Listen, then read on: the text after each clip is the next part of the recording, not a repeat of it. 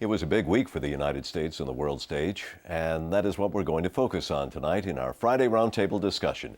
We'll review the G20 summit meeting, where one of the big issues was, of course, the issue of stimulating economies, and not everybody agreed on that. They left divided as they came in. We'll also look beyond the pleasant words between President Obama and his Russian counterpart, and what really became sort of the question of the week: did Iran and the United States actually talk this week or not? Joining us once again are Carla Robbins, Deputy Editorial Page Editor of the New York Times, and Richard Haass, President of the Council on Foreign Relations, which is where he joins us from. Welcome to both of you. Carla, let me start and ask, we had the G20 meeting. It, by all accounts of everybody who was there, leadership-wise, it went very well. How did President Obama do? Well, it was great. I mean, in the sense that everybody was happy to see him, and he was happy to see everybody. And boy, was that a relief after George Bush and all the bullying and hectoring we've seen.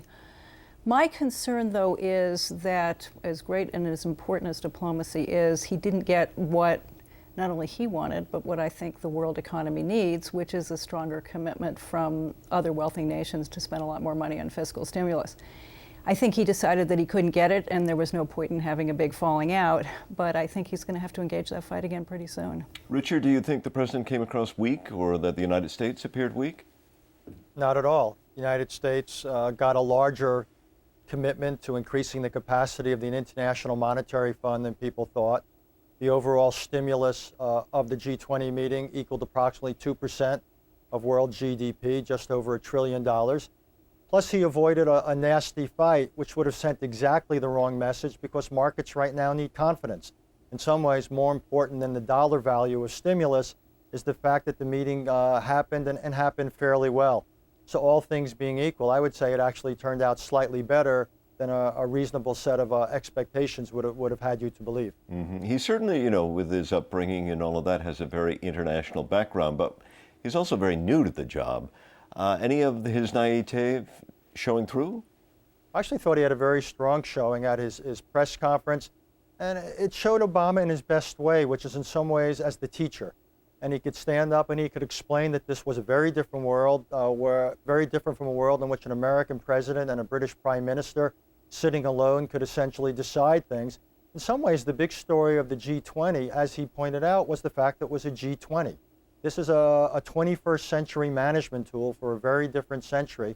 And Obama is clearly very comfortable in this sort of multilateral setting where the United States leads, but it doesn't dictate. I thought he did very well with that. It was a very evocative statement that the president made when he said, we've come a long way from when Churchill and FDR could sit around with brandy and cigars and divide up the world.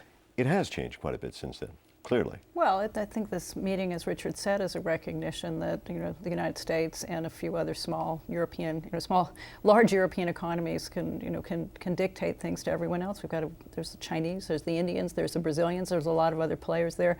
The inclusion is a recognition not only politically but also economically that if the world is going to grow out of this problem, they're going to need all of these economies to pull together. And the optics were great, and everybody was so relieved that it wasn't George Bush there, that it was President Obama. Substantively, though, I still believe that there has to be more stimulus money spent, and I think they're going to have to engage that again soon.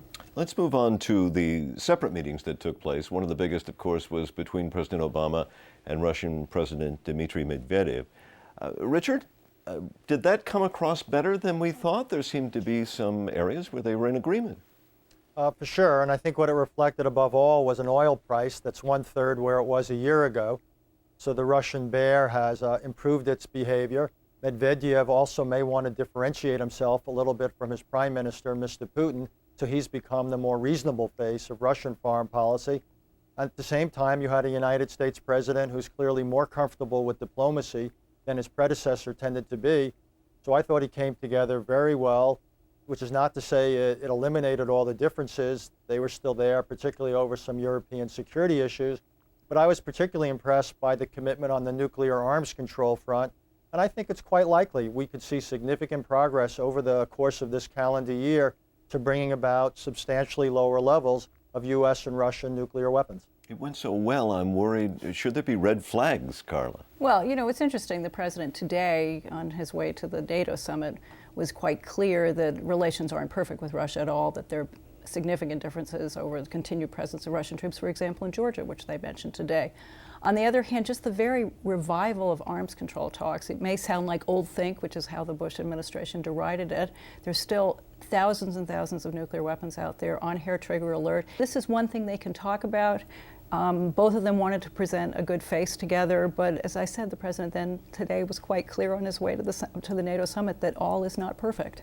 Somewhere else where all is not perfect, the relationship between Iran and the United States. And this brings us to the beginning of the week, the meeting at The Hague, where it was all to talk about Afghanistan.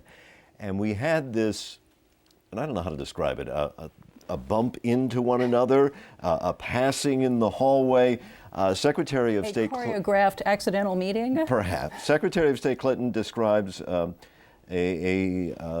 meeting of some sort between Richard Holbrooke and the Iranian counterpart there. Richard, the Secretary of State, seems to describe this in very positive terms. A day later, the Iranians deny there was even, I believe, a meeting at all. So who do we believe? Well, each has its own set of motives here. For the United States, it's important to be seen to be appearing to be reasonable, to reach out to the Iranians. The Iranians are being Iranian. They want to raise the price. The marketplace is open, so they're going to be difficult, particularly in the run-up to their presidential elections in a few months. So each side is trying to manage the perceptions, but as Woody Allen might have said, 90% of life is showing up.